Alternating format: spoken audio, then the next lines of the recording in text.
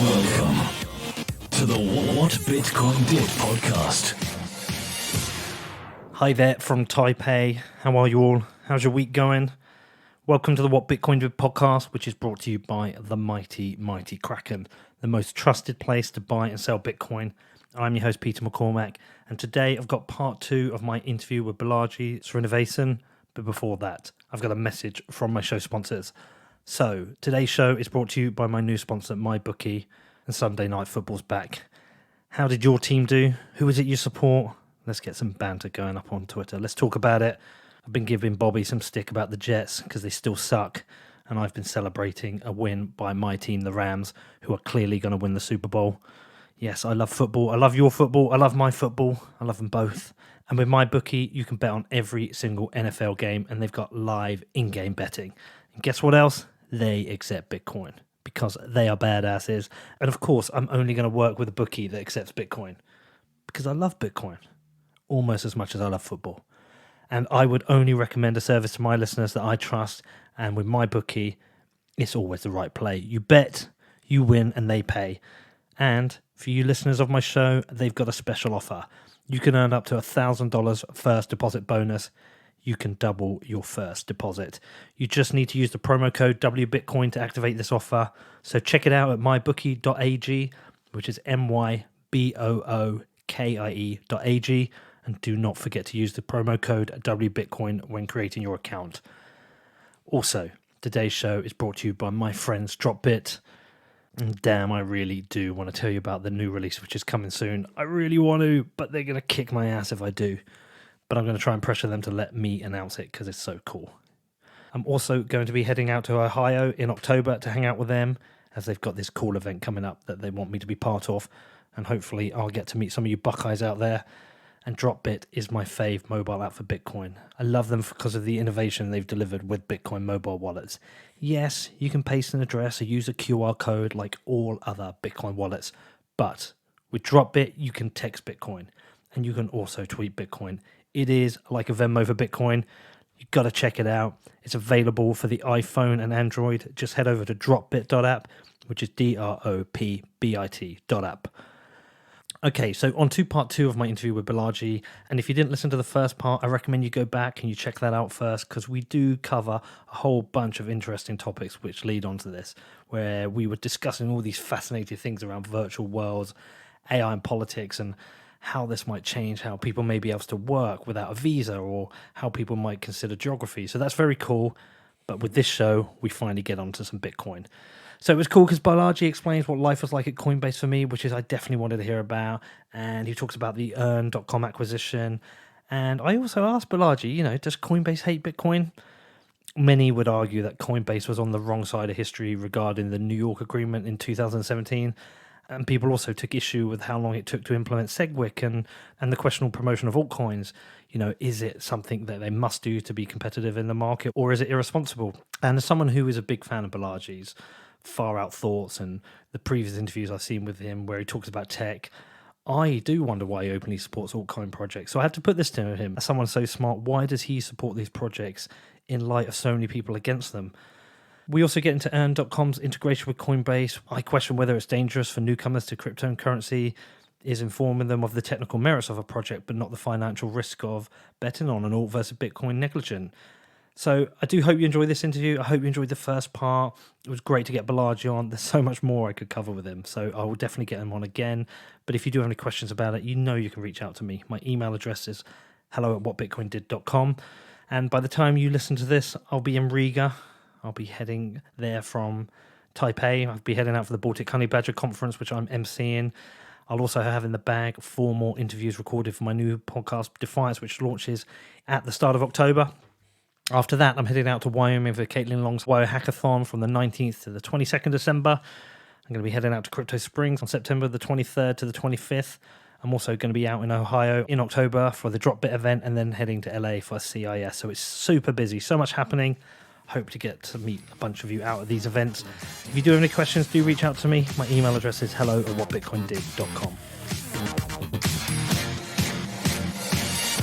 I'm going to take us back to the Earn.com thing. Sure. Okay, because that's a good starting point for the crypto for a couple of reasons. Firstly, for understanding you because it was Bitcoin only. Yes. which was very interesting. And by the way, I was a big fan of earn.com when I first used it, but I think it misses a couple of things. Sure. I think sometimes it's really way too cheap to contact somebody. Yep. I think $20 to contact you is not enough. Yep. I actually disincentivize to contact you through that. I want you to charge me $250. Because then if it's important, I'm going to pay it. And also I know you're going to reply. I've used it a few times and had people not reply or give crappy replies. Right. I also think replies need to be scored Absolutely. with reviews. All this stuff was actually on our roadmap. Yes. Everything you're talking about. Yep. But I think I really like it. And I think there should be people on there who should be $10,000 to contact. Sure. But anyway, so it's an interesting point. Also, with the sale to Coinbase, I'm not going to get into the kind of valuation, but I did look at the time and think, wow. But one of the things I am thinking about is that I can see this kind of vision of education and, when we talked about VR, the way to earn money is earned through crypto. So I'm seeing this kind of potential infrastructure for a future world of earning. So I do find that all interesting. But what I want to start with is that it was Bitcoin only. Why is that? And where are your views right now on? Let's start with Bitcoin. Okay, but let me actually. Can I take one of your things? Of course, you said? yeah. So Emily Choi actually gave an interview to The Block like a month or two ago, maybe 2 months ago, maybe June, which you can look at, where she talked about Earn and so on. And she mentioned, and I think I can buttress this, the Earn acquisition has already paid for itself multiple times over. And the reason is some of these deals have actually been announced publicly. But for example, the Stellar deal with Coinbase Earn was $1 billion XLM, right? Which is worth more than $100 million in its own, right? But that deal wasn't in place when it was sold. No. What I mean is, post-acquisition, the integration of the thing has created more value for Coinbase than like. But that's post-rationalizing. No, that was actually so that was the rationale for the deal. Lots of times, whenever you sell or acquire a company, and Mark Anderson has written about this as well, you're calculating the value based on that startup integrated with the bigger company's distribution. Yeah. Right. So, Earn on a standalone basis had several 100,000 users, like somewhere between, I forget the exact number, but like short of 1 million, but like several 100,000 users. They're actually doing quite well. And Coinbase had like 30 million users. So if we plugged some of the same dynamics, like some of the features of Earn into Coinbase, we had a few different models which said, hey, we could actually make a lot of money very quickly or generate a lot of value. So post-integration, if you go to coinbase.com/earn, do you see what we did with Make or Die? So No, I didn't. Okay, well, I know you don't follow like the either space or what have you, but just go to like makerscan.io just for a second if you look at that. I'm not connected on the net, but Okay, I'll check it fine. afterwards. Yeah. All right, so let's take a look at it afterwards. And basically, one Coinbase Earn campaign resulted in more decentralized loans being opened in a few days than in the entire year beforehand, right? Right. So what basically happened with Coinbase Earn is we took one feature of Earn, which was like the tutorial aspects and so on. There's like tons of other aspects of it, like as you talked about, which I'll come back to. We took one feature and we integrated it into Coinbase, and we made it possible to not just buy crypto, but to earn crypto. And over the last year, we closed, I think we've disclosed about 100 million, but total close is more than $300 million worth of deals for customers. And I know that's much more than that since I've left, right? So what does that mean? That means that a customer can click a button, right, watch a tutorial, do a task, and earn a cryptocurrency without a credit card in any country, right? Go ahead. So many times we're going to hit different points though. It's Yeah. like, one of my questions is, does a Coinbase retail customer need to learn what 0x is for? I think so. I mean, well, here's why. Is any one of these, first of all, one of the biggest requests that we got at Coinbase was, what do all these coins do? Right? Like, because, obviously they're not taught in K through 12. They're not taught in college. To be educated about them, there's all these, what we would call shills, out there pumping stuff, and they'll say everything is great. And, blockchain is a confusing area. It's decentralized and blah, blah. So there's a huge desire. One of our most important customer service requests was, what the heck do all these things do? Right? And often they'd say, like, I've bought some Bitcoin. What else is interesting in the space? What else should I look at? So Nothing.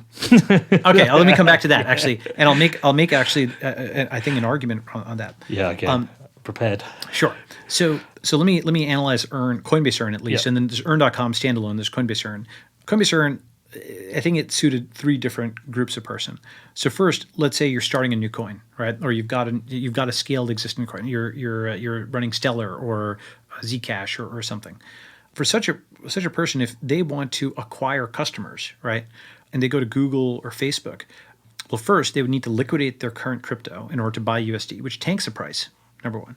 Second, Google and Facebook often don't even take crypto companies or ads. And third, what ad you're gonna run is basically going to send someone to an exchange to buy that crypto, usually, right, or to use it somehow. So essentially, it's a very inefficient, kind of loop, which you might not even be able to run. It tanks the price.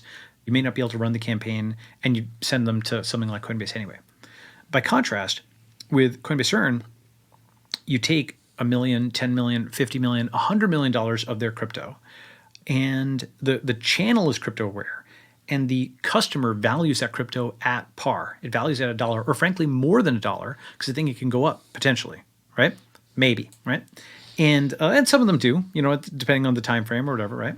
So this is something where you can put in $1 million and acquire 1 million users and train them in your crypto.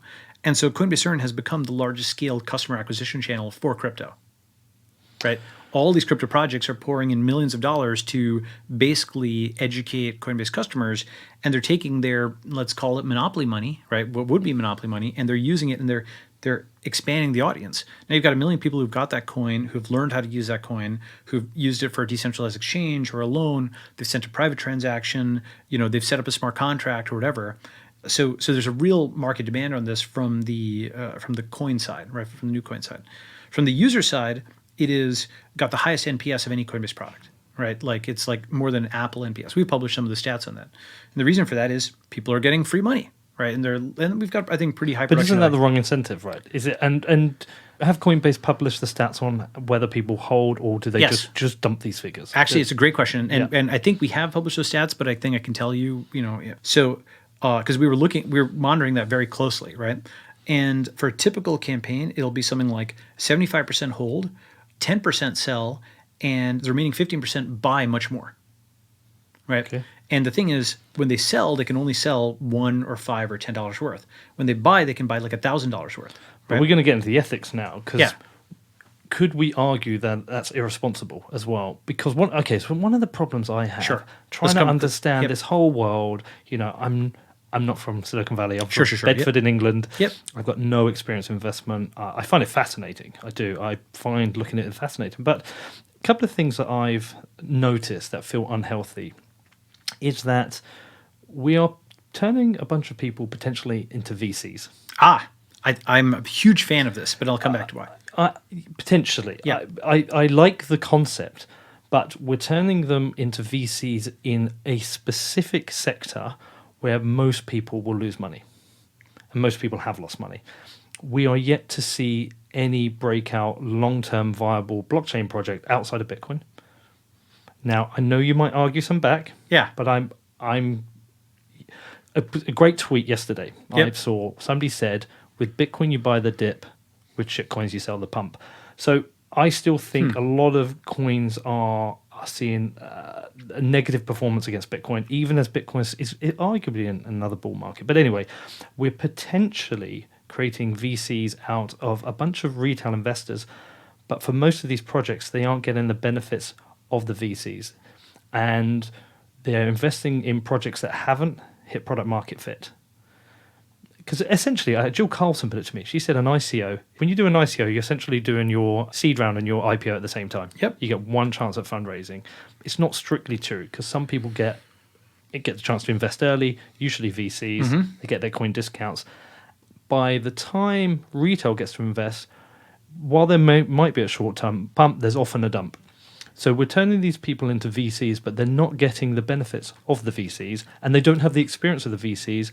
And I have spoke to a lot of people who have lost a lot of money.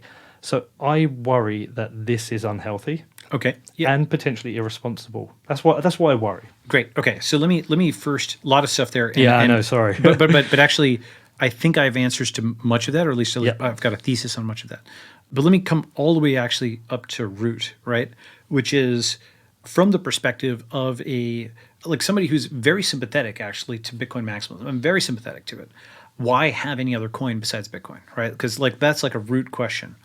And here's my take on it for what it's worth. I do believe we need a digital gold, right? And I think it should be on its own chain. And I think that by fighting this incredible war at 1 megabyte, even if 1 megabyte itself, one can, like debate or argue about, that meant that if that level of war was fought at 1 megabyte, then 21 million is truly sacrosanct, right? Like, that is to say, by fighting over here, you make, if this is that taboo, then 21 million is even more taboo, right? You don't change that ever, right? And so there's like a rationality to irrationality, if that makes any sense, right? And so I think that having that immutable digital gold as the basis for this entire crypto economy, for something that the government can't seize, that can't inflate, that can't print, I think I've been one of the earliest, I mean, not certainly not the earliest, but one of the earliest advocates in Silicon Valley and in tech, got a lot of high net worth people into it, evangelized it, have held large amounts. I taught this class in 2013 on Bitcoin, among other things, and got a lot of people into it. So I've always been pro Bitcoin, I always will be pro Bitcoin, right? So I want to just put that down there. Okay. Now, why do I think that there's more to life than just digital gold? Well, I think that it's like gear change on a bicycle, right? If you have like a brick of gold, right? Bitcoin is not going to, let's leave aside Lightning for right now. Bitcoin is not going to significantly increase its TPS anytime soon, right? And so the smart thing to do is buy and hold. It puts a minimum amount of traffic on chain. But there's other things you want to do in an economy, right? You want to, there's stocks, there's bonds, there's commodities, there's cash, right? And there's other things that are like video game items and collectibles and all this other type of stuff. And these things are transactions that just have different workloads, right? Different frequencies of use and different risks, right? So let's say, for example, you do a gear change down from Bitcoin into Ethereum, right? Ethereum is, because of the DAO, thing in 2016, because of the fact that it doesn't have a written monetary policy, you can argue it's a chain that is more mutable and has more risk than Bitcoin. It has a higher attack surface, all that stuff. I would agree with you on that. And so if Bitcoin is suitable for storing billions, right, well, maybe you can host, and it's totally immutable, Bitcoin's totally immutable, for something that is somewhat mutable, like your corporate charter, right? Your corporate charter, for example, you change it every once in a while. There's the C, the A round, the B round, the C round. You will occasionally edit. It's a non-trivial process to do so, but it's not meant to be completely immutable, right? Every round of financing, every new person who comes on the cap table. So for a data structure like that, where you're raising money, on the basis of the charter, you're editing the charter to accommodate the new investors, Ethereum is, in my view, a suitable data structure, or rather, a suitable host for that. Mm-hmm. And this is a different use case than gold, right? Like a corporate charter and gold are just not the same thing. And let me just say, why is something like that important? Well, I believe that the state is going to put, the American state is going to put a ton of pressure on companies that are headquartered in Delaware, right? I don't think that's today. I don't think it's tomorrow. But I think over the 2020s, and certainly by like the 2030s, to be headquartered in Delaware, to be a Delaware C Corp, is to basically expose yourself to arbitrary levels of acts by the U.S. government, right? And instead, what people are going to want, so first of all, why do people incorporate in Delaware? They do so because it has the predictability and the experience of the Delaware Chancery Court, right? So if you have a dispute, some arcane kind of thing about, oh, I had pro rata rights, or, oh, like drag along or something like that, the Delaware Chancery Court has seen that 100 times. Whereas, I don't know, Minnesota's may not have, right? And so Minnesota person, that jurist is trying to figure this out for the first time. Delaware person's like, okay, it's like this in this case, we're going to resolve it this way, right? So people, VCs in particular, want it to be a Delaware C Corp because of the predictability of the thing, right?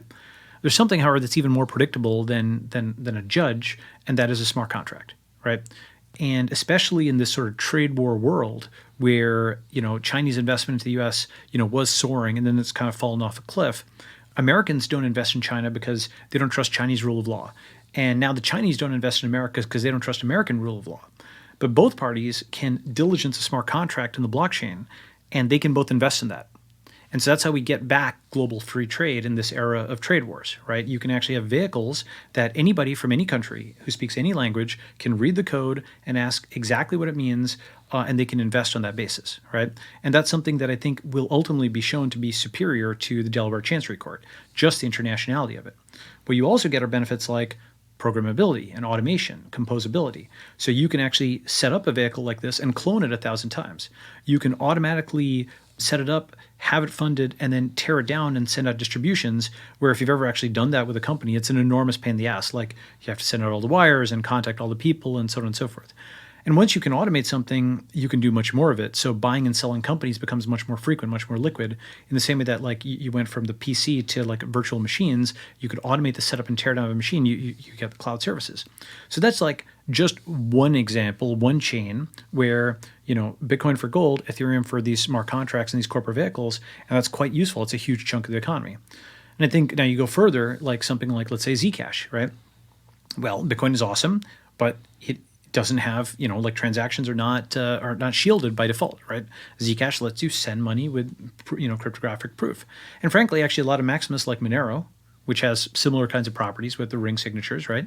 So like, I mean, in many ways, Monero has more traction and adoption, like among various kinds of communities, right? Than Zcash has. Lots of the, wares guys and dark markets or whatever. I'm sure Monero people won't be happy with that, but there's, legitimate uses of it as well. And Zcash is kind of more like your tweety academics, but Zcash is genuinely more confidential than BTC is with shielded transactions. I mean, you've got guys like Chainalysis who are analyzing the Bitcoin blockchain to try to de-anonymize you. So, okay, now there's an argument for a third chain, right? And then you can basically break out more and more use cases like this. And I kind of think what's going to happen is a polychain world where you have different chains that are just geared for different purposes and different communities and different financial instruments. And I think we need those because some of those will be like for social networks, because it's not just enough to keep your gold. You need to also keep your social account, and you need to be able to keep all your stocks and your bonds, your commodities. There's all these things people are going to try to deplatform you from, and we're going to need different kinds of chains to keep them. So that's my like meta argument, and I can go into more detail. Well, okay. It's a good argument back. Okay. So, and then let me get to VC stuff and so on. But let me talk. This is a justification for multiple coins. But I wonder here: is there a conflict between your maximalist views and your VC hat on? And one of the things that I've really kind of struggled with is going back to the point that there's this been unhealthy situation where so many blockchain projects have died, enriching founders and enriching early investors at the cost of retail investors without ever achieving a product market fit. And one of the things I felt we've missed in this world, is just to add to this, is bootstrapping. Yep, it's kind absolutely. of gone. It's like the incentive model. It's funny, researching the interview, there was your tweet that I replied back to that time, where I was saying the incentive model, it doesn't exist. There is no bootstrapping. And it feels like retail has paid the price. So I think that is a very real, very legitimate, and also very solvable issue. And let me explain why. In venture capital, right? Your term sheet and your so-called definitive documents, right? Like the term sheet is like a quick thing that you put together that has the major terms, and the definitives are like a longer thing that includes edits to the bylaws and the charter or whatever. These have evolved over a long period of time to ensure not just the short and medium-term alignment of incentives, but also to anticipate likely kinds of disputes that might arise in the future, right? For example, vesting schedules are things that are in place so that that a co-founder doesn't just get 25% and then leave the next day and then now like they've put in no work, right? That would be a defection edge case, like a prisoner's dilemma defection. And so tons and tons of these terms are set up to avoid those issues. And what I think is going to happen, and is already happening, is those concepts from venture capital will be put into smart contracts, right? So everything that you mention, like you can stop with just the appropriate terms in smart contracts. And then what will happen is savvy VCs and savvy retail investors will follow those savvy VCs into these better smart contracts. Let me give you some examples. First, vesting.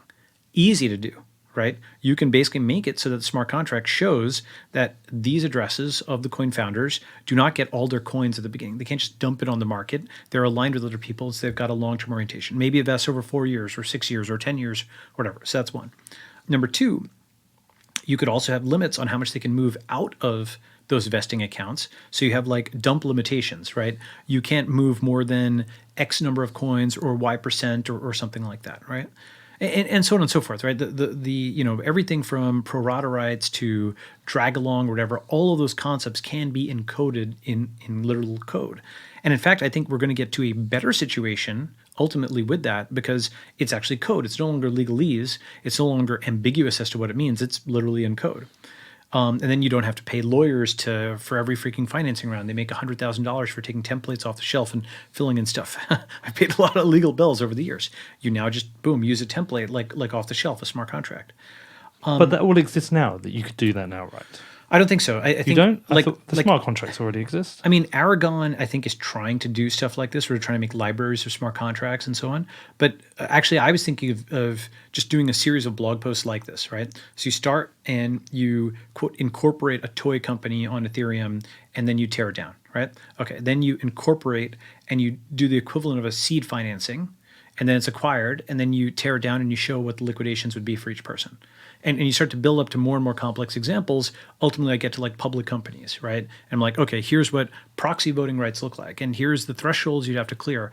And it's actually awesome because a lot of that legalese is really basically an obfuscated programming language. And you put it into code and it becomes very clear as to what's happening, how many people need to turn their private keys at the same time for a liquidation to take place. For example, in order to do a Series B round, you often need a majority of common and majority of A to approve the Series B. So that's like a complex multi-sig that requires a bunch of folks to sign off, and boom, a new share class is issued and new money comes in. You see what I'm saying, right? Mm-hmm. And so I don't think that has been done yet. I think it's very doable, and I think that's when I was tweeting about like we're in this intermediary stage between incorporating the U.S. and incorporating on chain. I think that's going to happen. Yeah, it's funny. I'm not such a maximalist that I don't support ideas of people using systems to create better processes. I'm not that, but I am very much in the maximalist camp in terms of there are way too many blockchain projects that have enriched people without deserve. You know, the people who've just created projects unnecessarily. I think there's been lots of people who've kind of promised dreams and ideas that haven't, come to reality. One of the things I worry is that. Well, I don't like the fact that a bunch of people have lost money. I think it's sad, but there's been little to no adoption on a lot of projects. I mean, you talked about Zcash. I mean, no one's really using it to transact. Why is that? I don't even mind Monero. I get the maximalists, the real ones, will kill me for that. I think there's something interesting in there, but still, it's not being heavily used. There is very little adoption. So, do you think the whole decentralization could it be a myth? So let me talk about that. So first is, with respect to adoption in general, I think that here's the entire tech industry. I also tweeted about this a while back. The entire tech industry over the last 15 years-ish has been tuned on a set of metrics that are really for social networks, right? Daily active users, utilization, adoption, and so on and so forth. And the interesting thing is those metrics, when they were introduced in like the mid-2000s, were actually looked at very skeptically. And they were introduced because for early Facebook and so on, traditional measures of financial performance, profit, loss, et cetera, weren't there. So instead there were these like things like daily active users, right, or engagement or what have you. And people were very skeptical about it, but now that which was the insurgent has become the conventional wisdom. And I argue that using the last generation's metrics to measure the current generation actually misses something very important. Let me explain. I think you can think of like basically at least 4 thresholds for involvement with something. There's like a page view, viewing the site. Then there's like a DAU. You've set up an account and you come back every day, right? Then there's a DIH, not a daily active user, but a daily inactive hodler, right? You haven't just come back, you haven't set up an account and logged in. You have bought and held the coin, right? You've made a financial commitment. That's actually larger than setting up an account, which just takes a little bit of time and clicks. You've actually put real money at stake in your hodling, right? And then I'd say the highest level would be physical resident. And I think that's where technology is ultimately going, right? Like after crypto or like the next stage. But now viewed from this standpoint, hodling and like the number of hodlers, they are like dailies because they've got their money in the thing, right? And so many of these coins have actually been accumulating hodlers, right? I can't tell you how many because not all those stats are public, but you can sort of analyze it from addresses. We know some of that on Coinbase. So from that standpoint, adoption is very real, right? Like lots of these coins are piling up hodlers, right? That's kind of one thought. Yeah, but we don't know why they're piling hodlers. We don't know if it's, I hold on my Bitcoin for obvious long-term reasons. Right. I know a long-term believer in Bitcoin. Yes. You probably you hodl for 20 years, you're fine with it. But I would question, is there anything out there that you would put a significant amount of money in and say, I would hold all that for 10 years. Yeah, Ethereum for You sure. would? Yeah.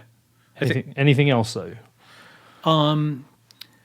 Let's see. So I don't want to get into recommendations of particular coins and Okay. you know, Fair feel I'm enough. pumping but, anything. but it can be a binary, and a sounds binary. It's like Ethereum and Bitcoin, and then probably nothing else. No, there's a lot of other coins. So here's actually a very important like mental model kind of thing. When there's a new company, a VC doesn't think of it as a shitco. They think of it as a startup.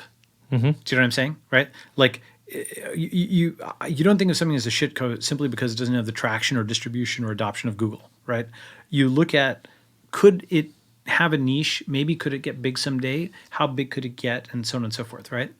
And so like that's why, you know, if there's a new coin and it's I mean, Bitcoin is the king of coins. It's 10 years old. It's got all the traction and so on in the world. If there's a coin that's like a year old and it doesn't have the traction of Bitcoin, that doesn't mean to me that it's like a failure or a shit coin or something like that. I mean, there are shit coins. I'm not saying there aren't, right? There's true scam coins and so on out there.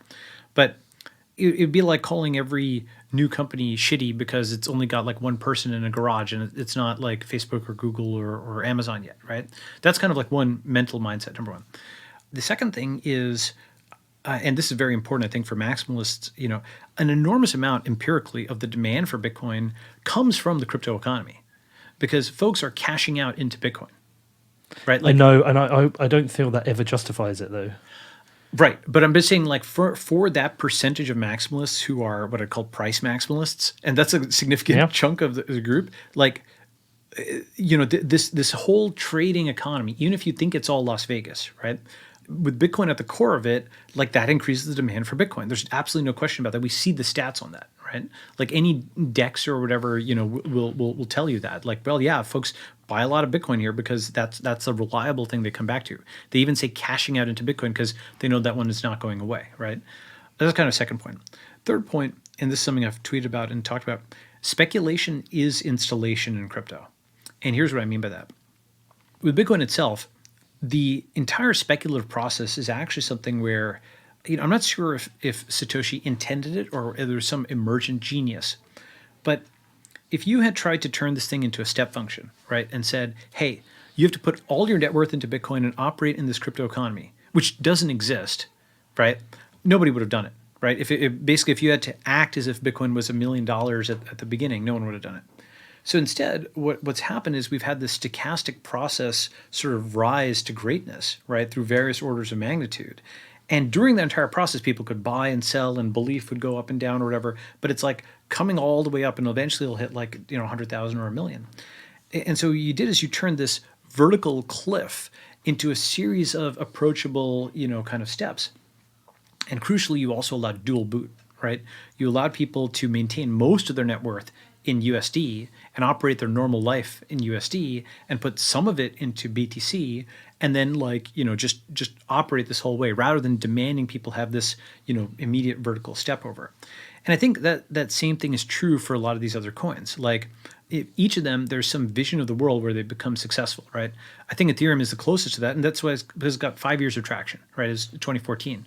Bitcoin is 10 years of traction, 2009, right? Well, let's talk about that. Ethereum. Yeah. What is the Ethereum use case? Because Ethereum use case, yeah. Yeah, because it was, you know, ICOs, and at the time, I actually thought this was brilliant. You know, I didn't at the time. I thought this is brilliant. It's a new way to invest money. Yeah.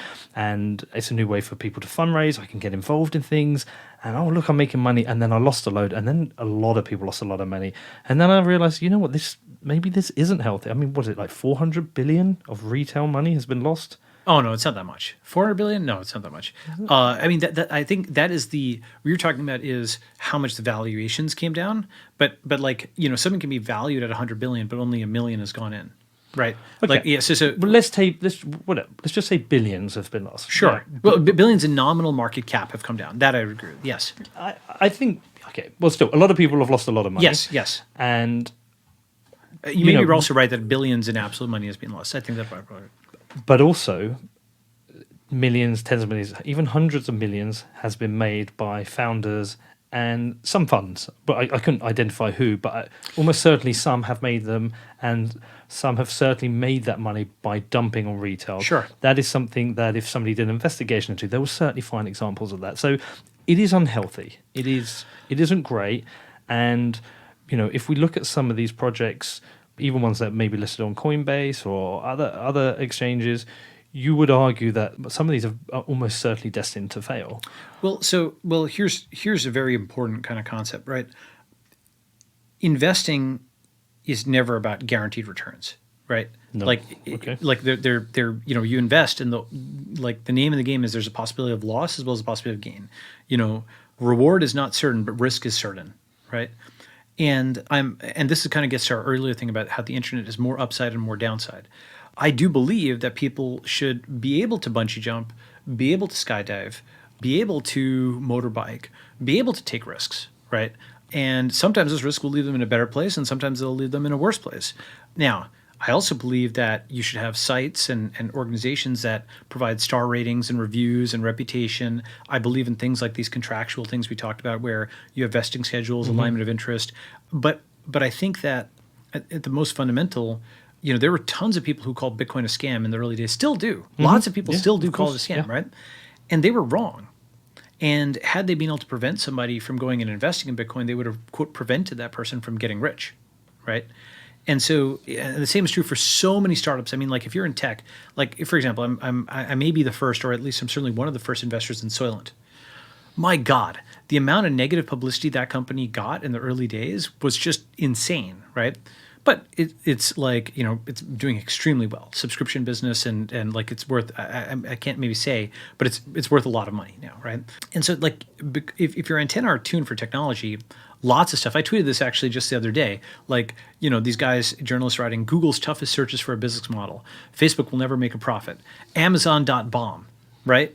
And, so your biggest wins are often the ones that look bad at the beginning, right? Because they're controversial and polarizing. Okay, so but history in crypto is slightly different. And firstly, we're throwing people their first opportunity to possibly make these kind of investments are in one of the highest risky, most volatile markets. Sure.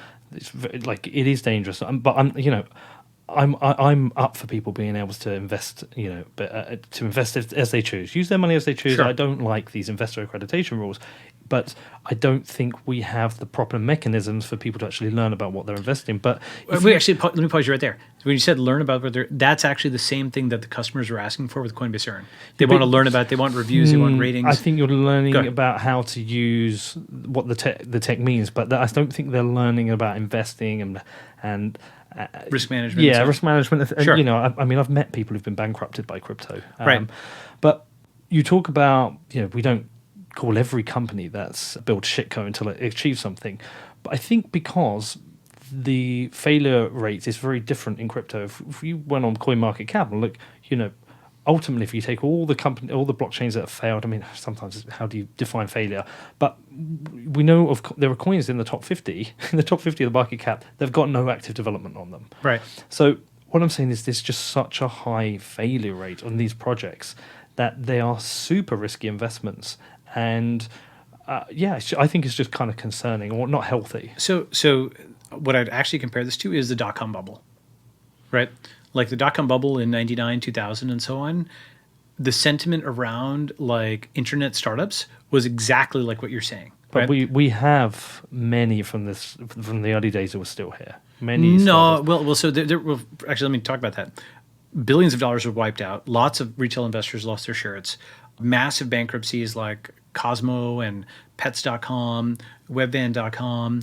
Everything that you're talking about, I can find probably a number of examples. There are a few survivors: Amazon, Google, Yahoo, and actually those alone justify like all the investment that went into it, because if those few survivors in the thing, are obvious in retrospect and big deals. But many companies raised money. They often raised money from public investors and they died. Right. Mm-hmm. Now, here are a couple of things that are interesting. First is that led to about 5 years-ish of extreme skepticism around internet startups and so on. And it's really, I think, the Google IPO in 2004 that really did it. Second, even through the last 15 years, one of our, there's obviously the financial crisis in 2008, but one of the things that we observed as VCs is a lot of journalists called 10 of the last zero bubbles. Because there's been a tech bubble or whatever. That was a huge narrative for the last 10 years or so. And really, there wasn't like a quote popping. Instead, we've just gotten more and more tech startups that are working. And even if there's bankruptcies of tech startups and so on, the financing mechanisms have evolved to the point that, you've got vesting schedules, you've got safe notes, and so on, and you had to have all these train crashes to figure out how to not have train crashes, right? Like all these early pilots, aviation, automobiles, those things blew up. And from their blowups and from the accidents, we engineered them to not do that in the future, or at least not do that at the same rate. So that's kind of one kind of thing. Second thing is, I'm actually still super bull on ICOs in the long term. They may be called something different. For example, in the late 90s and early 2000s, people talked about active server pages or applets, right? And then it was got rebranded because it was not under Java, but you did it with JavaScript. And at first people called it Ajax, and now you call it like dynamic web pages or what have you, right? Though dynamic web pages are broader concepts, not always front end. So whatever the V2 of ICOs is, maybe it won't be called ICOs. I mean, IEOs are kind of like sort of a V2 in a sense. But they're exactly the same. Yeah, they're similar. And it's the same mechanism. It's still a dump on retail. Yeah. But I think that let me just analyze it from a somewhat different vantage point, right? ICOs represent the simultaneous disruption of venture capital, international wire transfers, crowdfunding, and cap tables, right? So venture capital, because the capital is coming from folks who are not on Sand Hill Road. International wire transfers because it's coming from all around the world. Like you're in Turkey, you're in Brazil, Japan, India. Doesn't matter what your local laws are. With an internet connection, you can get into something, an investment. Crowdfunding may be obvious, but I'll make the point anyway. In 2015, a large online crowdfund was 10 or 15 million. By 2017, it was 4 billion, right? That's like a 400x improvement in just the amount of money that can be moved around the world. One example. Yeah. It's EOS. I know. Right, but still, like the point is that the record setter in 2015 was Star City, right? So that was the number one crowdfunding project of all time in 2015 was 10 or 15 million. The number one of all time in 2017 was 4 billion. That just shattered the backboard of what's possible online. Yeah, but it proved that it proved that you could move money quicker, that you could have more people involved. But I don't think it made anything better. I don't think we've improved venture capital. Well, so here's my point is, regardless, forget about the specific projects that were funded. Simply the fact of a 400x improvement in something over a period of 2 or 3 years is an enormous quantitative improvement in the amount of money you can focus over the internet into something. Right? That's kind of what I'm getting at, right? Like maybe those projects will succeed, maybe they'll fail, right? The fact is you can now raise $1 billion on the internet. That's new and different. And you could use that to build a city. You could use that for lots of other kinds of things that's not being used for, right? So as a tool, as just a technological tool, it's a major innovation. Do you see where I'm getting? No, I understand the innovation, like the ease of moving money around. Yes. It democratizes investment, right? But like I say, I think it's done on the wrong projects because why are there no breakout apps in crypto? Why is there no mass adoption? Hold on, let me pause you. At least when you look at the early days of the .com, there were people who were using pets.com. There were people using Webvan. The problem that they had is they got their mechanics wrong in terms of the economics of the business. Actually, what that introduced was that the bootstrapping. Right. Like the Webvan case proved that they invested too much in the infrastructure and not, they should really have just bootstrapped. So that proved that, but we seem to have this problem in that this decentralization concept appears to be a red herring. It's almost like the innovation is in the back end, but people aren't recreating a front end experience that anyone cares about. Well, okay, let me take apart a few different things there. First is, lots of the .com ideas were kind of quote, right idea too early, right? Yeah. Like, Webvan is feasible basically 20 years later with Instacart, and that required like widespread mobile phones and widespread, familiarity with the internet and so on. And so lots of those things that happened in 99, 2000, they worked in 2005 or 2010 or 2015 or 2020, but not right away, right? And I think that'll be similar with crypto. Lots of the stuff that's being put out there will work eventually, but maybe not. Maybe all the pieces aren't in place, number one. Second concept is I actually think that some of the DeFi apps are here, right? So in particular, the biggest one that I've seen that a lot of people are starting to use is interest. Right? Because you can get way more interest with something like Compound and DeFi than you can at your bank, right? Now, you're taking some risk there, but it's real. Like folks who have had, like $1 million or whatever in Compound over the last several months have made like basically, like on the order of 10% interest, or I forget the exact number. You have to look it up, but it's way more than you'd have in a bank. That's a real application. right? That is something which is a significant amount of basically quasi-free money, albeit with some risk of the chain or the smart contract. So interest is one. There's a lot of people who are doing decentralized loans, decentralized exchanges, decentralized derivatives, decentralized prediction markets, all the DeFi stuff. There's a site called ETH Locked in DeFi. You may have seen it, Mike McConnell's site, right? Yeah. Like all that stuff is up, right? Now there's always intermediate setbacks like Veil shut down or whatever, but the traction for that is real, and you can see that. Another application that I think is pretty darn important. The advent of stable coins, not just Tether, which who knows, it's always got drama with Tether, but, USDC, I'm biased. We launched that at Coinbase. I helped lead that project. And DAI, Make or Die, each of those I think fits different use cases. Tether for, the Grand Theft Auto crowd. USDC is your, banking compliant coin, which has probably maybe the lowest redemption risk. And then DAI is actually very interesting because it's like, quote, truly decentralized coin, stable coin. And the thing with DAI is, you can now build a banking interface in any app without a banking license. That's like massively important, right? You can be an engineer in Nigeria, you can be in Colombia, you can be in Turkey, Russia, India, wherever. If you have an internet connection, you can set up a US dollar denominated interface, right, in your app that uses DAI on the back end. And you do not need a banking license from the US. Right? That's a massive, massive breakthrough. Whenever you take something that was like a 0-1 and it's like equivalent to making everybody into a publisher on Twitter, right? Like you're just taking something that was extremely locked up behind, armed guard basically, and had anybody be able to do it. So I actually do think the applications are coming out. But I'd say that hodling is really like the most important application because it speculates the future into the present. By hodling, you boost the price. By boosting the price, you gain attention, you gain the resources to actually build those apps, and it might take like 3 or 4 or 5 or 10 years to build them. Next up, I talked to Balaji more about Bitcoin and Coinbase, but before that, I've got a message from my amazing sponsors. Firstly, let's talk about Kraken, my lead sponsor. The amazing, the mighty Kraken, the most trusted place to buy and sell Bitcoin, the best place to buy and sell Bitcoin. As I mentioned previously, I'm going to try and get Jesse back on the show. I want to talk to him about a whole bunch of things. I want to talk to him about Bitcoin. I want to talk to him about the exchange, what's been going on. So hopefully that's going to happen soon. But we already know that they have the best security practices of any exchange. And if you haven't listened to my show with Nick Pokoko, their Chief Security Officer, definitely go and check it out. That was a great interview.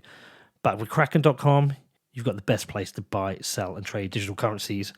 You've also got margin trading with up to 5x leverage for you crazy leverage traders out there. They've got futures, they've got indices, they've got the Kraken OTC desk for large trades. They've got Crypto Watch where you can trade on multiple exchanges from a single platform. And for you advanced traders out there, they've got some badass account management for you. There really is no better place for you Bitcoin traders. So join me in supporting Kraken by heading over to Kraken.com, which is Kraken.com. And lastly, but never least, is my good friends over at BlockFi. And as I mentioned previously, they have just announced a call update for interest accounts. With BlockFi Flex, you can now choose to receive your interest payments in the currency of your choice. So if you want to open up an account with Bitcoin and get paid in your interest in GUSD, or if you want to open up a GUSD account and get paid your interest back in Bitcoin, it's up to you. BlockFi Flex allows you to choose the currency that you want to receive your interest in. With a BlockFi interest account, you can earn interest every month on Bitcoin, ETH, and GUSD. And also with BlockFi, you have access to crypto-backed loans where you can take out a loan against your Bitcoin, Ether, or Litecoin. If you are interested in trying any of this out, then I do recommend you do your own research and then head over to blockfi.com, which is BLOCKFI.com.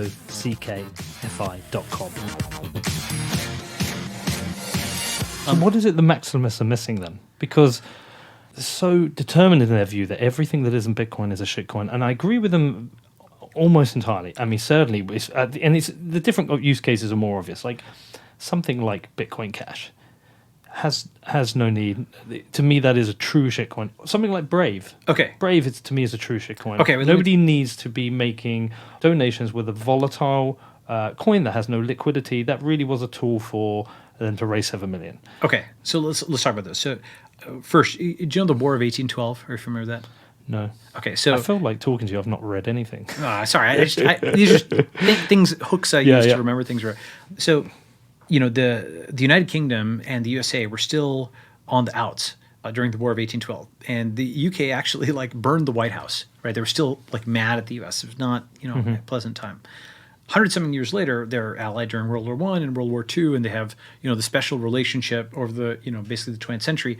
Maybe that's breaking down or whatever in some ways, but for a long time, like nobody really cared. Oh, maybe people in Britain would say the colonies or whatever, but nobody cared about the fact that there was a fight in 1776 or 1812, like 100-something years later.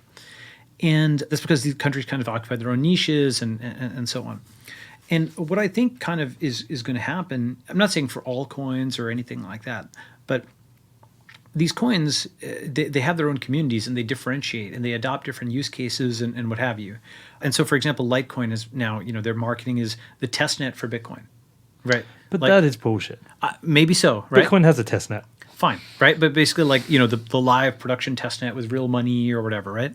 And you roll out features like SegWit. I'm not I know Charlie. I'm like friendly with him. Yeah, me too. I have no beef with Litecoin or Charlie. I'm just saying that is where that has kind of evolved, right? And then Bitcoin Cash and even like BSV or whatever, like these. I know. BSV, like, well, we can get into that. What I think happens with a lot of these coins is if they survive, they evolve, and one or two things happens. Either they just truly have no raison d'etre whatsoever, or they just start occupying niches that the other organism or the other chain doesn't or can't or won't or whatever, right? And I think that's actually good. And I'll give an example of this, which is actually Benioff used to say this. He's like, choose your competitors carefully because you'll become a lot like them. But the opposite of that is like Uber and Lyft sort of differentiating marketing wise. Uber is like the sleek black car, and then Lyft is like the like the friendly kind of thing. Each existence polarized, and so the market kind of opened up like this. Another example, actually, from the early days of my first company, Council, from a dorm room. From a dorm room, that's right. Yeah. So like at the time, genotyping, like DNA testing, was a technology. And in theory, from like an academic standpoint, when you genotype somebody, you could get their alleles for Mendelian diseases and for their immune system, like the genes involved in immunity, and for their hair color, eye color, ancestry, all this other stuff. You could genotype all that at the same time. The technology was uniform. And eventually what happened, though, is we focused on the medical, right? That is to say, we went to clinics, we were covered by insurance, we were published in peer-reviewed papers and so on. And we went really focused on the medical genes. And 23andMe focused on, and they were forced to by the FDA really, to focus on ancestry and all the fun stuff, right? So if the technological platform was actually very similar, the niches that they occupied and all the stuff that grew around them was very, very different by the end of the day, right? And we were like a medical product that was like acquired by Myriad Genetics, last year for $375 million. And 23andMe has become like an ancestry, like fun thing that Elizabeth Warren takes to, prove her Native American ancestry or what have you, right? And so the same technology results in very different niches, and I think that's going to happen with crypto as well. I still sit and look though and see there's no adoption, little to no adoption, let's say.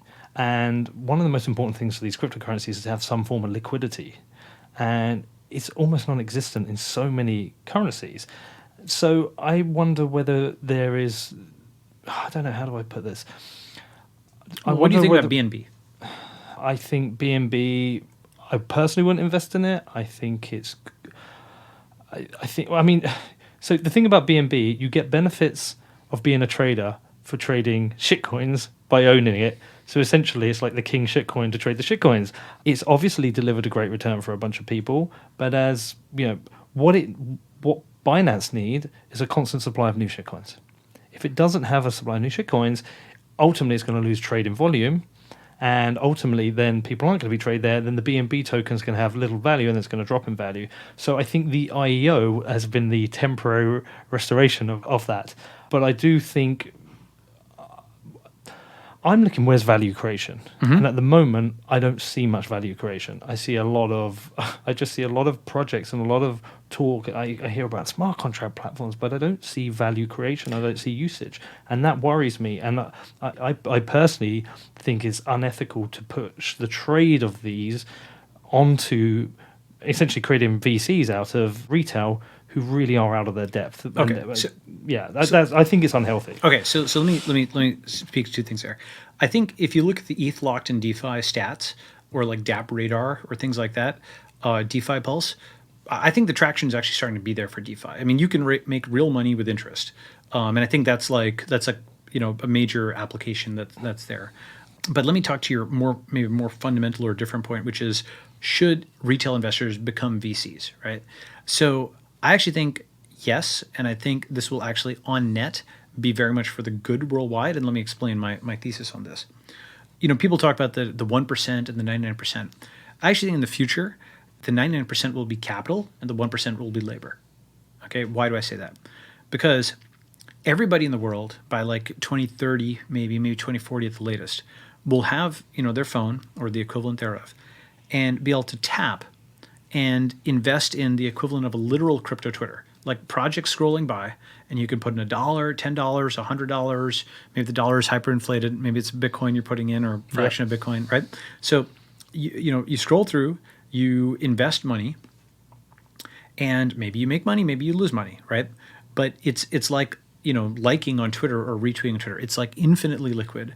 You can, review who else has invested, sort of like a combination of Twitter and AngelList in some ways, right? AngelList will show you who else has invested, when did they invest, maybe how much did they invest. You can follow investors. You can invest behind them and ride behind their diligence. Those kinds of things actually help novice and retail investors, because they can be like, oh, well, Naval invested in it, so it's like more likely to be legit, right? Or Peter Thiel did, it's more likely to be legit. You sort of outsource your diligence from this guy is doing technical diligence, you're just doing social diligence, right? So it's like a lower threshold. And I think that literal crypto Twitter will be one of the most predictable applications of crypto. That's just taking all the stuff we already know exists. We know people are basically doing this already, and just putting that into an application. I think that'll be a very big deal. So current retail investors in crypto right now, they're collateral damage for a future better system. Sort of. I mean, like in a sense of like, Yeah. actually, so this is something, there's do you know the Gartner hype cycle? Yes. Yeah. So there's like an academic, Gartner hype cycle is fine. There's something that, oh gosh, her name, Carlota Perez. Okay. You should read this book, or at least be familiar with it. Very, very important. Like, Fred Wilson, Chris Dixon, a bunch of my, friends, colleagues, are into this book. And she documents that not just the dot-com bubble, but every major infrastructure bubble, including those that are out of living memory now, railroads, right, automobiles, and so on, going back pretty far, had this sort of pattern of technological trigger, huge hype, massive overinvestment, lots of people lose their shirts, right? And then, amid this period of like sort of cynicism or whatever, there is a rise towards the thing actually eventually working and being scaled out, right? And this is, I forget the name of the book, but Google her name, Carlota Perez. So what I see with crypto, the reason I don't think of it as sui generis is I'm like, yeah, this is how it always happens, right? This is how the internet happened. This is how cell phones, happened. And sometimes you get like multiple waves and patterns, right? Mm-hmm. Like every Bitcoin surge and crash, we're on basically like the fourth, version of that basically, right? Mm-hmm. Every one of those, what happens is in the surge, you bring in tons of new money, and then you do weed people out. But here's the interesting thing. What that you teach them in the weeding is loyalty. Right. You actually, Naval had this good tweet a while back where he was like, Bitcoin is a scheme for, deposing tyrants and dictators dressed up as a get-rich-quick scheme, because it looks like get-rich-quick. But if you try to get rich quick, you will get poor quick. Yeah. Right. And so really the only way to actually make money in the space is have a long-term thesis and hodl. Right. And so it's interesting. So it's sort of like mapped to our current, debauched era where everything is get rich quick and fast and instant results. So it sort of maps to that and attracts people with that, but then it pulls them in with loyalty, right? And eventually the only way you actually make money is loyalty. And not just loyalty, intelligence as well, obviously. Mm-hmm. You have to like have a long-term thesis on something. Just hodling alone, will only get you so far. But that's kind of how I think about that.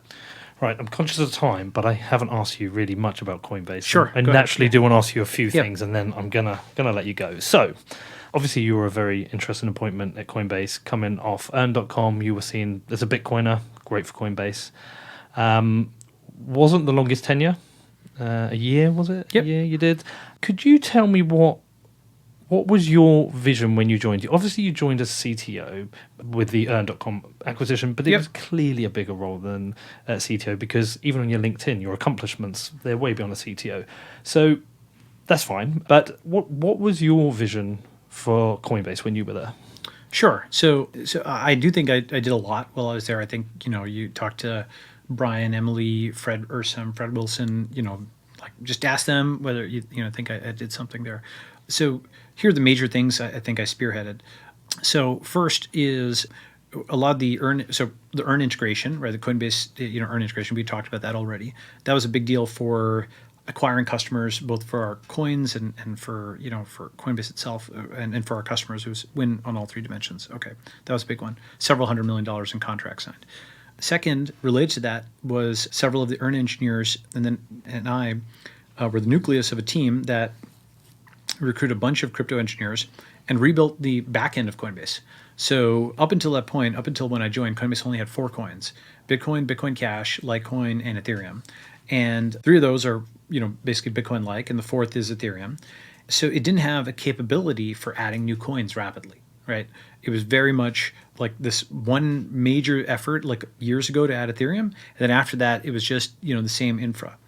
And there were, quite a few new rails and coins coming out, some of them by very accomplished computer scientists, like we don't know if all of them are going to work, but, you've got Turing Award winners and, folks from, Technion, Cornell, MIT, et cetera. These are legit people who, we consider at least worth listening to, right? So the company needed the capability to add a bunch of coins. And so what we did was we turned it from something that took like 8 months into something that took 8 functions, right? So we Lambda-fied it. I'm not sure if you know that term, but AWS Lambda is like a service for like function as a service.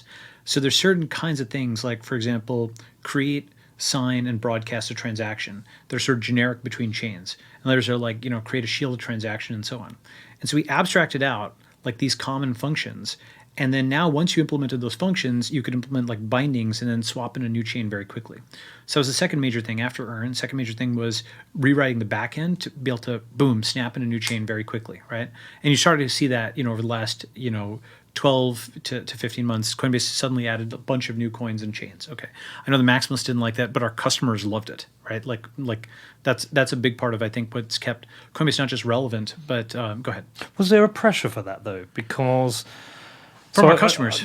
Yeah. Yes, from your customers, but does the pressure come from customers asking for it, or does the pressure come from the fact that these customers are going to be on Binance, they're going to be on Kraken, they're going to be on other exchanges because you don't have them?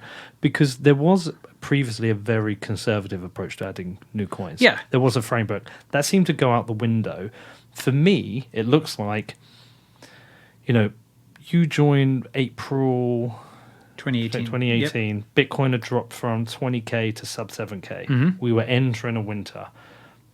Coinbase still managed to raise another $300 million on a $7.7 billion valuation, Yes, which you were instrumental to. You helped with the deck.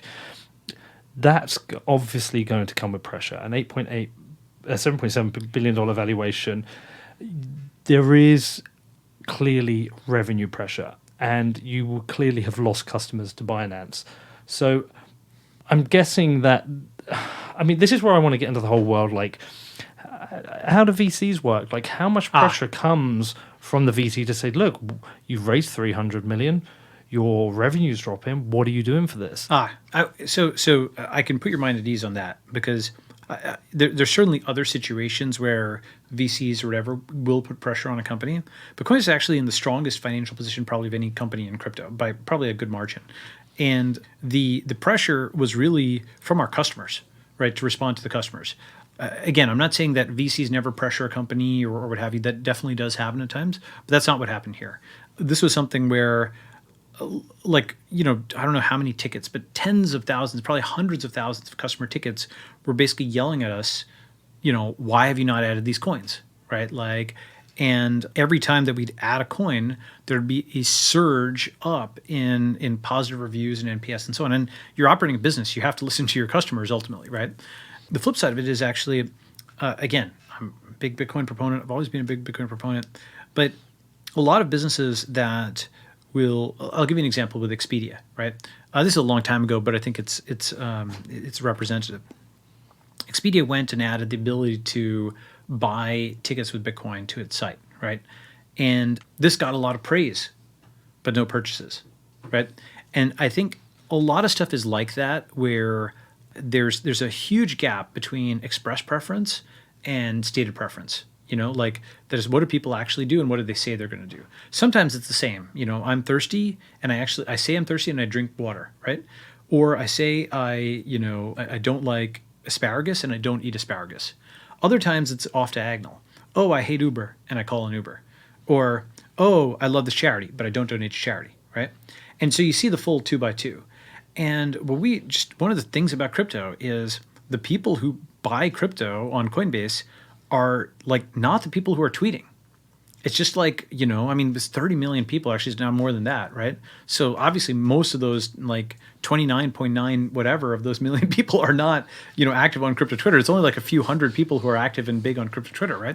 I wonder how many were asking during a bull run because they liked Coinbase, they liked the experience, and then post bull run, they perhaps regret. Well, so actually this gets to an important point, which is one thesis about Coinbase is that it exists to help its customers make money, right?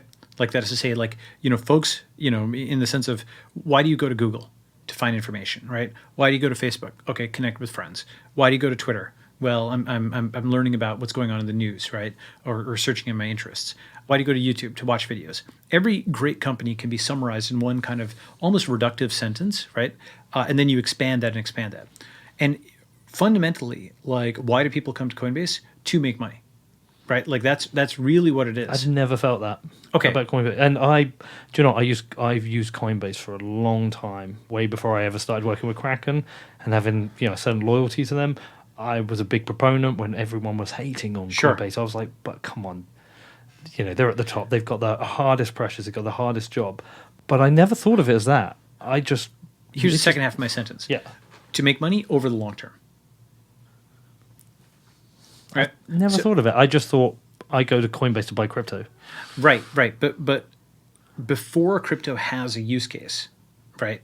They're like, it's like with YouTube. I don't go to be entertained. I go to watch videos. Correct. So well, with these, you've talked. Your first examples, you've talked about the function, but with this, you've talked about the potential outcome. Right. So you're right that basically there's two different things that are kind of side by side, which are.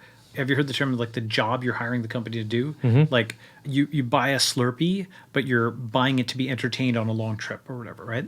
So the function of Coinbase is buy crypto, like the functional thing. But the purpose or what have you is because you mentioned this earlier, your kind of indictment of like ICOs or what have you. Maybe that's too strong or whatever, but your criticism of it was folks lost a lot of money, therefore illegitimate, therefore bad, right? And the flip side of that's also the same. Like the most positive customer reviews come from those people who've made the most money. They are the ones who end up recommending in others because, hey, I made money on this thing. It's a positive example for them, right? So then a question gets into, okay, there's two different ways, by the way, of making money. There's like the day trading, Bollinger Bands, technical stuff, or whatever. Fine. If people want to do that, more power to them. However, that's not like my style of making money or what I believe in. I believe in making money over the long term, right? Mm-hmm. Because I think it's more predictable also and it's less scammy or whatever, right? So make money over the long term, what does that mean? Well, earning crypto, if you can offer tasks, now people have zero money at risk, right? They're just making $10 for doing something. Okay. Yeah, but you could argue it's like, well, if you want to learn about crack cocaine, you need to smoke a little. Well, I don't think it's quite like that. I mean, but it is because what you're doing is you're giving them free money, and then they're going through the process of getting the free money and learning to sell it, and then they're starting to think, oh, I can buy more, and I can like. I see your point, but I mean earn in the broader sense. But right? Also, because this stuff is, I think, it's a fine line between investing and gambling. So it's interesting you say that because basically, like, so let's say there's three kinds of gambling, right? There is negative sum gambling, which is you're gambling at a casino, and then you're basically like, you might make money, but on average, the odds are against you. The house will win, right? There's sort of like zero-sum gambling, which is like gambling with your friends, right? Dice and cards and so on.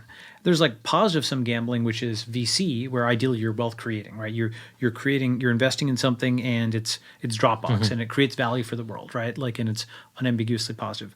And what's interesting is public markets investing is actually more similar to zero-sum than positive-sum, arguably, right? It's got the positive-sum aspect of providing liquidity, so there's something. But many times it's like, the growth of the company is topped out and there's a winner and a loser in the trade. It's not like the thing is just going up like this. And so all of those things exist in society. And I guess I believe that folks should be able to take that risk if they're smart enough. But I want to come back to this point about earn for a second, or earning. Yes, one kind of task is to like earn for like letting people learn about a new coin. Other kinds of tasks would be like completing a survey, responding to an email. And now you've actually just done labor for the thing and you've earned it. And then of course you can spend it. The point is now no one's putting any money at risk. They're coming up from a zero basis, right? It's pure positivity. And if you can get 1 million people to earn $10, that's positive. A third kind of thing. So trading is one way you can earn, ideally buy and hold or make money. Earning is another way you can make money. A third way is interest, right? Gaining money on interest, and so on and so forth. So you'll start to see Coinbase adding ways to make money for the long term in the crypto economy with all these different kinds of instruments and techniques to basically give people a positive experience. This is turning into my Rogan episode because we promised 2 hours. We've done 2.5. I've actually got to go and get a flight back to LA. Sure, right. So we're definitely gonna have to do a follow up now because there's so much we haven't covered. So much. I do want to ask one more question. It's quite spiky. How unfair is the comment that Coinbase hates Bitcoin? Totally unfair. Yeah, I mean, like Coinbase. I mean, me, Brian. I mean, like everybody on the board are like large holders of Bitcoin. I should say everybody. I can't speak for everybody's individual position. Let's say every fund is a large holder of Bitcoin, early backer of Bitcoin. I think, there's a time period where pretty much almost every major Bitcoin CEO, I mean, remember, you're talking about a Bitcoin CEO, right? You're talking about like Voorhees, Armstrong, like Jihan or whatever, like 2017. These are folks, they're not just like normal Bitcoin holders. These are people who put their life savings, their career, their family's money, all this stuff on the line to go and start a company around Bitcoin in 2013 or 2012 or 2014, when it was certainly not like popular to do so. And for these folks who were way, way, way, way out there on the right tail of like support for Bitcoin, a lot of them were trolled into oblivion they're not dead, but like trolled endlessly as being enemies of Bitcoin or what have you, like evil people, bad people, etc. And what it reminded me of actually is like, the Bolsheviks versus the Mensheviks, far left activists, the Monty Python would make fun of this, right? They would split and they'd split and they'd split some more. And the Maoists and the Marxist-Leninists would be at each other's throats over really minor doctrinal differences relative to like the broader scope of things that they agreed on. Well, I will have to pull you up on that Sure. one. Okay, so and you've picked some interesting people there. So firstly with Jihan, I would separate him totally. I mean, personally, fuck Jihan. For me, he tried to destroy Bitcoin. Okay, fine. So he's separate. Eric, I think, was on the wrong side of history on the New York Agreement. I like Eric. I'm friends with him. I think he's a smart guy, but I do think he was on the wrong side of history of that. But actually, what happened with the New York Agreement was a attempted corporate takeover of Bitcoin. We don't know how bad the outcome could have been. It could have been very bad. I mean, the code failed. Yeah. The code failed. Right. That was a very risky time. And I think one of the things that potentially that has been very difficult for, let Brian answer himself, but there has been a support for the contentious forks. There was a took a long time to get SegWit activated. Mm-hmm. There was support for the New York Agreement. There seemed to be a big push for Ethereum, the adoption of Bitcoin Cash. Like, I'm just saying, there's lots of things when you start piecing them together. It's a long way from the world of maximalists. Now, the one thing I will add into that is you're in a very different world as a hodler maximalist who isn't contributing to somebody who has a business and they're trying to grow it. Exactly. But I think you become conflicted I think if you're trying to grow a business, you potentially become conflicted of what you think is right for Bitcoin versus what you would have thought if you just had a day job and were a hodler. Let me make 3 or 4 points on that. So the first is kind of from our earlier point that a lot of the demand for Bitcoin these days, maybe more than 50% of it, comes from crypto trading in general, right? So like that's something where I'm not sure a lot of folks have taken that on board if they're Bitcoin price maximalists, but it's an important kind of thing. Important for what reason? Well, important in the sense of what they think is against their interest financially is actually for their interest financially. Like in the sense of, this thing, these so and one way of looking at that, by the way, is I don't know if you saw this recent thing where a number of maximalists invested in this company based on an ERC20 token, right? Yeah, of course. And actually, But again, that's misleading because they're not maximalists, right? Okay, Charlie Lee's works on Litecoin, Fluffy works on Monero, Samson Mao's been involved in projects outside of Blockstream. So then I think Panda will trade shitcoins for Bitcoin. So. Fine, and I'm not, and like actually, I'm on reasonable terms. Yeah. I'm not like attacking or anything like that. All I'm saying is, I think you'll find that a lot of professed maximalists actually do have other coins, and in fact, many will kind of admit to that if pressed. That's kind of one point, but it's more that Bitcoin as the reserve currency of the crypto economy actually gains value from that crypto economy. It is actually something. I think that'll be a very obvious point in 5 years. Do we know that? Definitely, though, because we had price discovery when it was just Bitcoin. Mt. Gox had price discovery, had trading. Do we know that we wouldn't have more traders just trading Bitcoin? No, what I mean by that is Bitcoin is the reserve currency of all these exchanges. Of course, yeah. Bitcoin is like the thing that every exchange supports. So every other coin is sort of paying tribute to Bitcoin by being tradable back and forth in it. So let me call that just one piece of the argument that I think that does give a lot of demand for it. Okay. The second thing is, from a philosophical standpoint, this is to me, I can sort of understand the wartime mentality of this, right? In wartime, it's like, sometimes principles have to go out the window. You just have to win or whatever. But if you're like libertarian-ish, right? The economy is not zero sum. In fact, that's like one of the fundamental fallacies you're arguing against as a libertarian. Like, wealth can be created.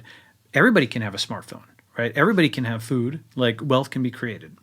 Versus the mentality of anything that's not Bitcoin is bad, right? Another example is if you're in crypto, if you're in Bitcoin, well, you know that there's a lot of problems with the Fed, right? And it's unaccountability and printing all the money and so on. But how can you be anti-Fed but pro the regulatory state, like pro SEC, pro this, right? It's the same freaking animal, right? So, and so I can identify many contradictions like this where I don't think that it's coherent to be, quote, libertarian, but completely zero-sum mentality with any other coin respect to Bitcoin, thinking that the SEC is like on net like a good actor. I don't believe that, right? Like I think that it's a captured regulator, like every major regulator is at least partially captured. And it's not something that's on the side of innovation, that the folks aren't democratically elected. Whether you subscribe to a electoral or market theory of accountability, these folks who have career tenure, they both weren't elected and they can't be fired. So how can these institutions be legitimate? And yet you see people who are, quote, maximalists trying to push people in front of a train, get them in trouble with regulators. And that I just don't understand. Well, there are conflicted ideologies, right, and there are hypocrisies in that. I do see that. I do. Yeah. I have recognized that because there are people who talk about free markets. I mean, you've been trolled by loads, right, relentlessly. Yeah, and it like. I accept it. It is what it is. I deserve it sometimes as well. I do think there are some hypocrisies there. I'm not even sure how I can crystallize it, but I'm not sure we even addressed entirely my point. So please repeat. So at the same time, some people have been on the wrong side of history with Bitcoin. So there is holding certain opinions, but I think a closed room New York agreement for Bitcoin, for SegWit 2x, was a very dangerous time for me. And it's, I still can't comprehend it fully. I still haven't understood the weight of it, but I think we can look back now and see that it was a mistake. Well, so here's how I kind of think about that. So another person you didn't mention was like Stephen Pear of BitPay, right? Pear posted this graph where his company was paying like soaring amounts in fees. Like they were on the hook for it, right?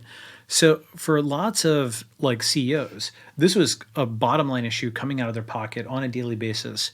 But that's the point. We're getting back to the goals and the needs of the business over what is best for Bitcoin. Okay, so let me come to that point. Many of the CEOs felt that given that they had millions of Bitcoin users who were using their platform, that they were sort of, at least somewhat legitimate in terms of spokespeople for them because these folks had chosen to use their platform, right?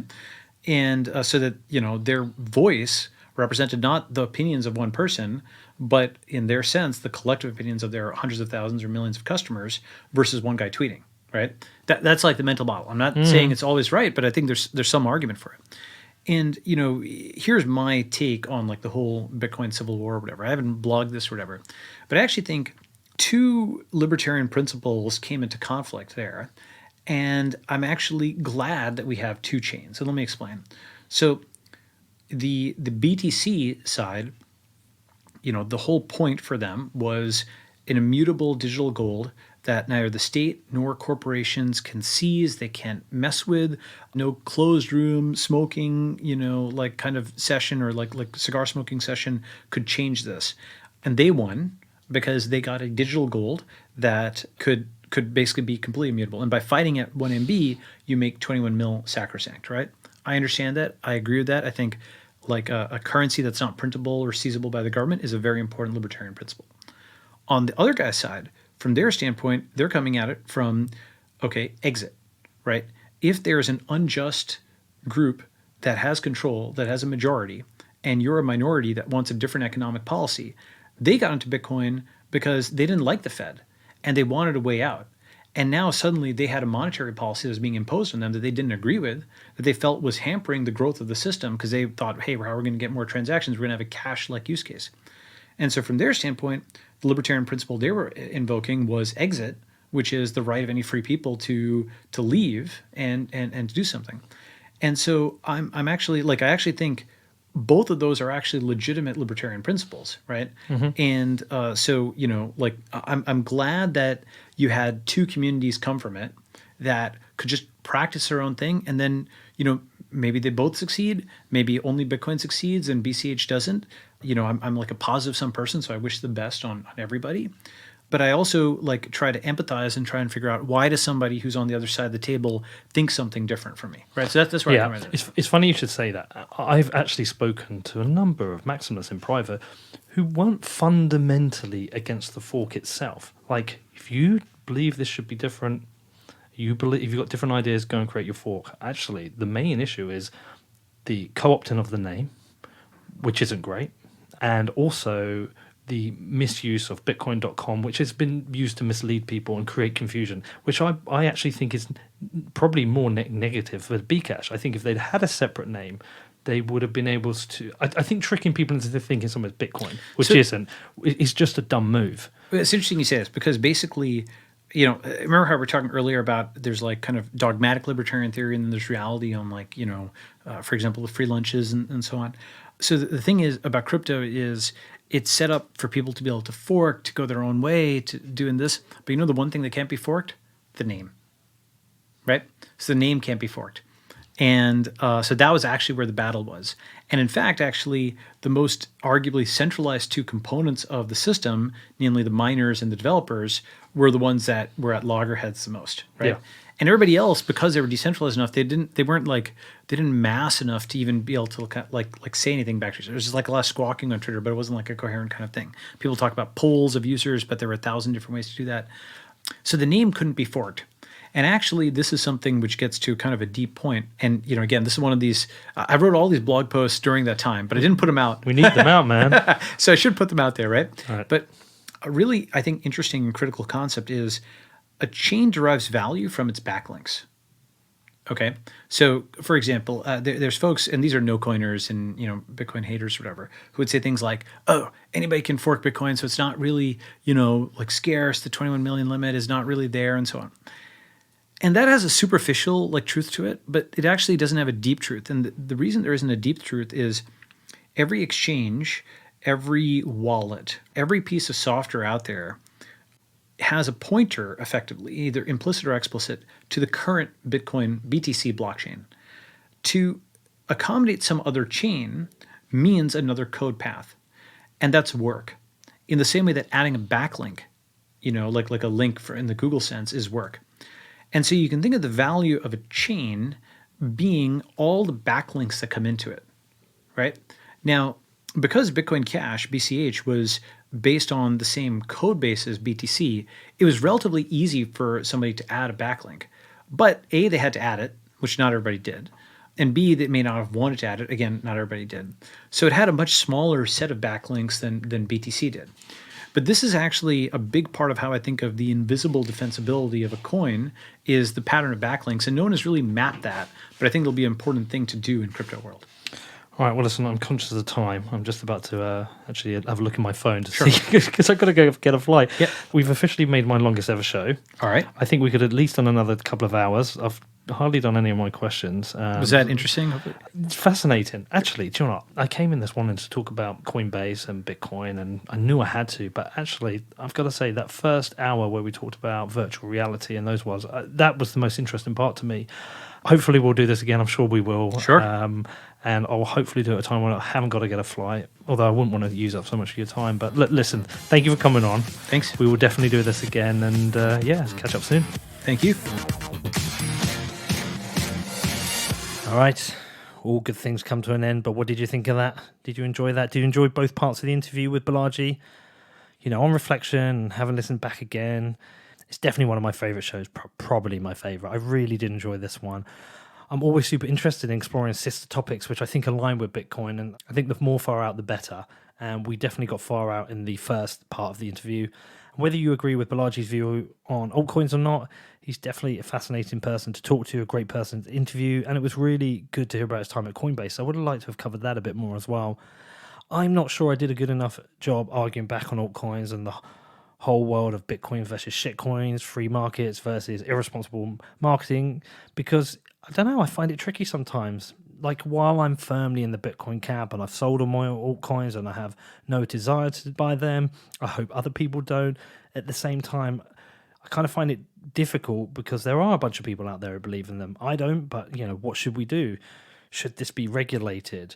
Should we destroy it with toxicity? Should we destroy it through education? Should we allow people to do what they want? I find it a really tricky area, but definitely something that was worth exploring. Anyway, a big thanks to Balaji for coming on.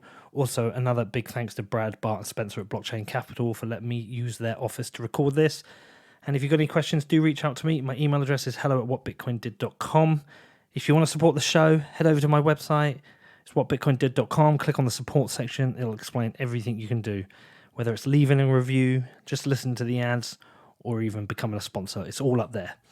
I'm going to be heading back to Bedford in a few days, and then I'm going to be heading out to Wyoming for Caitlin Long's Wire Hackathon, and then I'm going to be out in Palm Springs for the Crypto Springs event. Hopefully, I'll get to meet a bunch of you at those. All right, I hope you have a great weekend. Speak to you soon.